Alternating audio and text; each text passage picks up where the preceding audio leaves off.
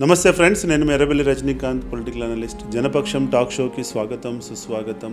ఈ రోజు ఎపిసోడ్లో నేను తీసుకునే టాపిక్ వచ్చేసి ఏంటంటే, బండి సంజయ్ గారిని ఇరికిచ్చింది ఎవరు, బండి సంజయ్ గారి యొక్క వెనకాల ఉండి ఈ మొత్తము ఇష్యూని ఎలివేట్ చేసింది ఎవరు దీన్ని పోలీస్ స్టేషన్ దాకా తీసుకొచ్చారనే అంశంపై నా యొక్క విశ్లేషణ చేయబోతున్నాను. సో ఇప్పుడు జరుగుతున్న గుసగుస ఏంటంటే, బండి సంజయ్ గారిని యాక్చువల్గా వేరే పార్టీలో ఉన్న నాయకులు ఇరికియలేదు, యాక్చువల్గా బండి సంజయ్ గారిని తన ఓన్ పార్టీలో ఉన్న నాయకులే ఇరికిచ్చారు అనేటువంటి గుసగుసను మనం వింటున్నాం.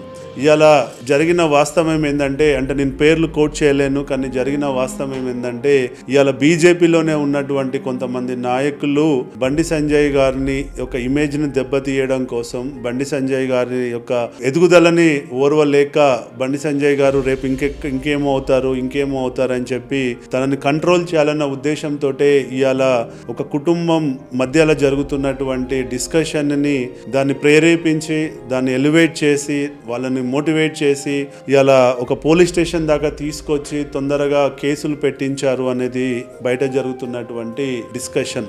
మరి ఇది ఎంతవరకు కరెక్ట్ అన్నది మనం ఆలోచిస్తే, నా పాయింట్ ఆఫ్ వ్యూలో ఇది చాలా రాంగ్ స్ట్రాటజీ అన్నది నేను చెప్పాలనుకుంటున్న పాయింట్. ఎందుకంటే ఇలా కుటుంబంలో జరిగే సమస్యలపై మనము వాడుకొని ఆ లీడర్ యొక్క ఇమేజ్ని దెబ్బతీయడం అన్నది ఎంతవరకు కరెక్ట్ కాదు. వాళ్ళ కుటుంబాన్ని ఇలా మనం వాడుకొని ఆనందపడవచ్చు, వాళ్ళ కుటుంబంలో ఉన్న సమస్యని ఎలివేట్ చేసి మనం ఇలా ఆనందపడవచ్చు, వాళ్ళకంటే మనము ముందున్నామనే ఫీలింగ్లో ఉండొచ్చు. కానీ రేపు ఇదే మనకు కూడా మళ్ళీ జరగవచ్చు. అంటే మనం సమాజానికి ఏమిస్తామో తిరిగి సమాజం అదే మనకిస్తుంది. సో కర్మ సిద్ధాంతం ప్రకారం ఏంటంటే, ఈరోజు మనం వాళ్ళని అలా డ్యామేజ్ చేస్తే రేపు ఇంకొక రకంగా మీరు డ్యామేజ్ అయ్యే పరిస్థితి ఉంటుంది. కాబట్టి నేచర్ అన్నది ఎప్పుడు గొప్పగా ఉంటుంది, గొప్పగా ఆలోచిస్తుంది.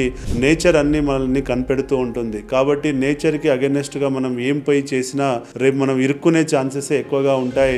కాబట్టి ఒక లీడర్ని తన యొక్క పనితీరుపై, తన యొక్క సామర్థ్యంపై మనము ఇంకెక్కువగా పనిచేసి, ఇంకెక్కువగా ప్రూవ్ చేసుకొని ఆ లీడర్ యొక్క ఇమేజ్ని మనం అధిగమించాలి తప్ప లీడర్పై బురద జల్లి మనం పెద్ద లీడర్ అవుతామంటే అది కాదు. చిన్న గీత పక్కకు పెద్ద గీత గీయాలి తప్ప చిన్న గీతను చెడపాలనుకోవడము రాంగ్ స్ట్రాటజీ. కాబట్టి ఈ మెసేజ్ ఎవరికి వెళ్ళాలో వాళ్ళకి వెళ్ళిందని నేను అనుకుంటున్నా.